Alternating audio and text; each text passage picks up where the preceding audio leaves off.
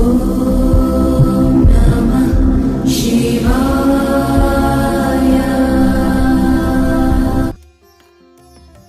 గురుభ్యో నమః. శ్రీ మహాగణాధిపతి అయి నమః. ఓం నమః శివాయ.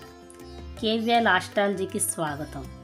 నామ నక్షత్రం జన్మ నక్షత్ర అనుసారం నా పరిజ్ఞానం సహకరించినంత వరకు ఈ వారం జనవరి 8, 2025 నుండి జనవరి 14, 2025 వరకు వృషభ రాశి వార ఫలితాలను వివరిస్తాను. ముందుగా గోచార గ్రహస్థితులు.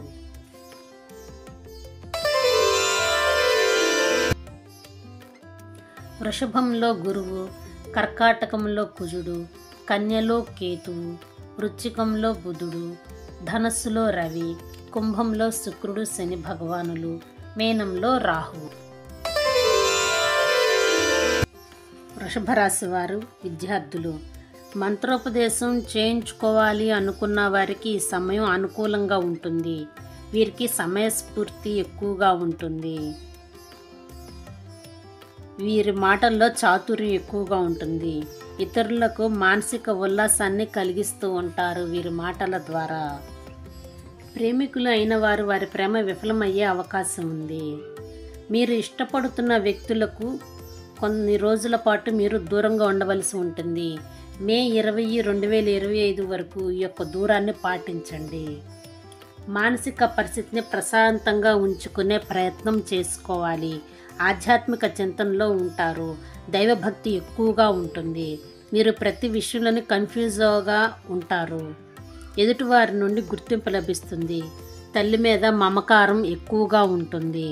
వాహనాలు కొనుగోలు చేసే అవకాశం ఉంది. విలాసవంతంగా గడుపుతూ ఉంటారు. మీకు క్రియేటివిటీ కూడా చాలా బాగుంటుంది. మీరు వాహనములు, స్థలములు కొనుగోలు చేసినప్పుడు అవి వేరే వారి పేరు మీద ఆ కాగితాలు ఉండే అవకాశం ఉంది. వాటిని సరిచూసుకోండి. మీరు మంచి ఆకర్షణను కలిగి ఉండి ఎదుటి వ్యక్తులతో కానీ వ్యాపార భాగస్వాములతో కానీ మంచి కమ్యూనికేషన్ కలిగి ఉంటారు. 2-3 రకాల ఉద్యోగాలు చేసే అవకాశం ఉంది. ఇల్లు కట్టుకోవటం మొదలుపెట్టిన వారికి పనివారు సరిగా పనిచేయక ఇబ్బందులకు గురి చేస్తూ ఉంటారు. ఇల్లు విషయంలో వివాదాలు ఏర్పడే అవకాశం ఉంది. శని దృష్టి కారణంగా వ్యాపారంలో ఇబ్బందులు ఎదురవుతాయి. దాంపత్యంలో సమస్యలు కూడా ఎక్కువగానే ఉండే అవకాశం ఉంది. త్వరగా నిర్ణయాలు తీసుకుంటారు. వ్యయాధిపతి అయినటువంటి కుజుడు 3వ స్థానంలో ఉన్నప్పటికీ ఇతర రాష్ట్రాల నుండి, దేశాల నుండి ఇంపోర్ట్ అండ్ ఎక్స్పోర్ట్ వ్యాపార రీత్యా చేసుకునే విషయంలో మార్పులు చేసుకునే అవకాశం ఉంది. ఈ పరిస్థితి జనవరి 22, 2025 వరకు జరిగే అవకాశం ఉంది. ఉద్యోగం. వెటర్నరీ డాక్టర్గా కానీ, ప్రొడ్యూసర్గా కానీ, అడ్వైజర్స్గా కానీ పనిచేసే అవకాశం ఉంది.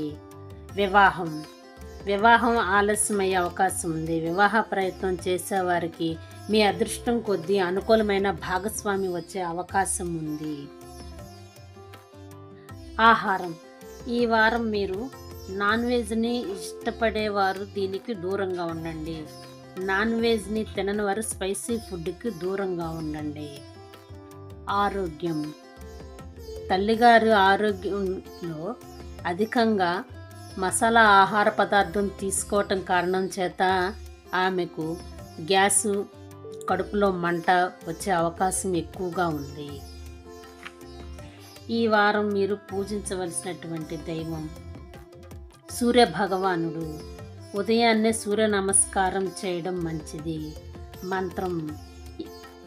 జపాకుసుమ సంకాసం కాశ్యపయ్యం మహాద్యుతం తమోరిం సర్వపాపగ్నం ప్రణతోస్మి దివాకరం. ఈ యొక్క మంత్రాన్ని 9 సార్లు పఠించండి. ఇది పఠించడం వల్ల అనారోగ్య సమస్యలు, ఇల్లు వాహనాలకు సంబంధించిన సమస్యలు తగ్గుతాయి. దానం. గోధుమలు దానంగా ఇవ్వండి. నానపెట్టిన గోధుమలను గోమాతకు ఆహారముగా తినిపించండి. శుభం.